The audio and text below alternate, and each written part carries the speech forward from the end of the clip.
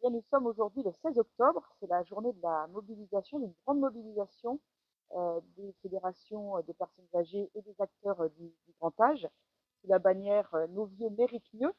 Et je suis en compagnie de Carole, qui est directrice de plusieurs EHPAD aux Herbiers. Et Carole, merci Je vous en prie. d'être avec moi à mes côtés. Une petite question tout d'abord, pourquoi ça ne va pas dans les EHPAD aujourd'hui? Alors pourquoi ça va pas? Il y a plusieurs causes en fait. La première, c'est qu'on a des difficultés de recrutement, hein, que ce soit tous les corps de métier, aides-soignantes, infirmiers, qui aujourd'hui manquent de reconnaissance et de mise en valeur. Les Donc ça, métiers n'attirent pas? les métiers n'attirent pas. Alors il y a des contraintes horaires, mais il y a aussi beaucoup de choses qui font qu'autour de nous, ces métiers sont dévalorisés.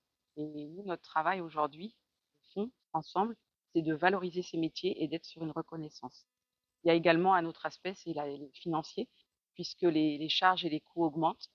On voit bien aussi que parfois on a des choses qui sont mises en place, comme par exemple le Ségur de la santé, mais qui n'est pas entièrement compensé Mmh.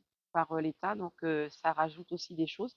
Il y a eu la crise Covid qui nous a entraîné beaucoup, beaucoup de charges supplémentaires. Et puis, donc cet aspect financier, c'est de trouver toujours des astuces pour améliorer les choses. Et on sait que derrière, on s'occupe d'êtres humains, donc c'est très compliqué.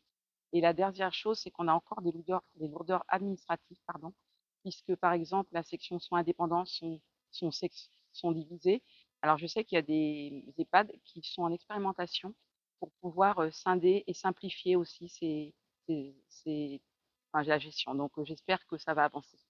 La simplification, c'est un gros sujet, ça. Oui, Ouais. tout à fait. La Bon, simplification à tous les niveaux, il y a hein. de quoi être découragé?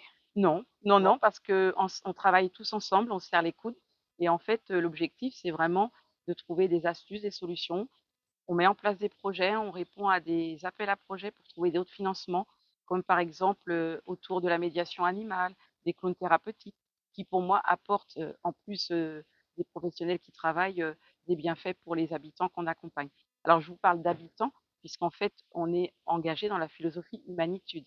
Alors l'humanitude, c'est un gros chantier, ça fait partie aussi des choses qui, vont changer le regard, puisqu'on prend la personne en part entière dans sa singularité, en tant que citoyenne et avec ses besoins, ses envies et tout en respectant ce qu'elle peut encore, faire au jour d'aujourd'hui.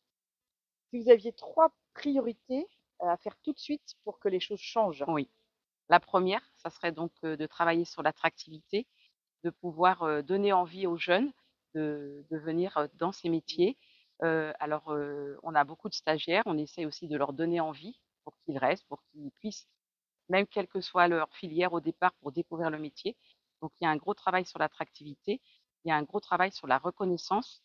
Alors la reconnaissance, c'est aussi de montrer tout ce que les professionnels font bien et sont motivés, puisque leur cœur de métier, c'est vraiment d'accompagner les êtres humains.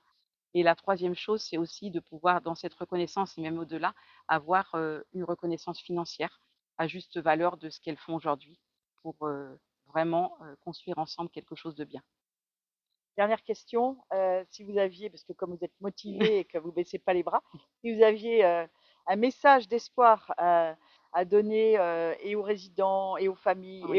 et aux professionnels? Oui, c'est de ne rien lâcher, de travailler ensemble parce que plus on est ensemble, que ça soit les familles, les bénévoles, les professionnels, les élus, eh bien si on travaille tous ensemble, on va avancer petit à petit, on va rien lâcher et la persévérance dans certains projets, je vois qu'elle paye.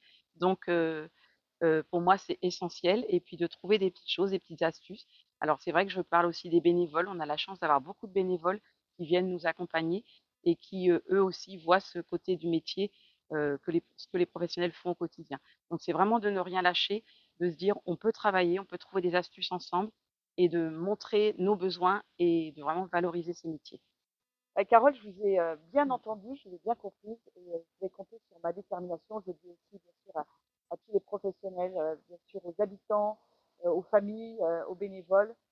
J'ai bien compris vos préoccupations et vous pouvez, bien sûr compter sur moi, notamment en tant que présidente du groupe d'études sur le vieillissement de la population et sur le grand âge à l'Assemblée nationale.